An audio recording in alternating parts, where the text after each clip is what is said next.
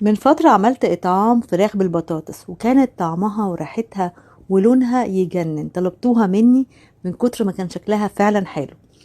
عملتها لكم النهاردة، بس دايما لما بنيجي نطبخ للإطعام بيبقى أكتر مرة بيطلع فيها الأكل حلو، حتى لو بنعمل الوصفة دي كذا مرة. دايما لما بنطلع حاجة لله بتطلع أحلى بكتير.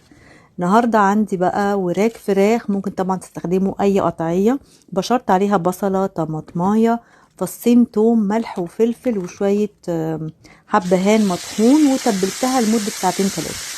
بعد كده في طاسة على النار حطيت شوية زيت وابتدي احمر الفراخ تاخد اللون الحلو ده.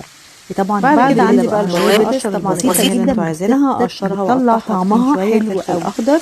هاخد بقى الفراخ هشيلها من على النار اول ما تتحمر كده وتاخد لون حلو.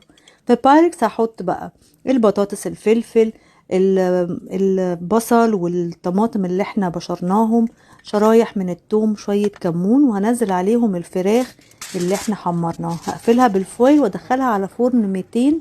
اول ما تخش تاخد هشيل الفويل عشان تتحمر، وده لونها مع شوية رز بالشعرية تجنن.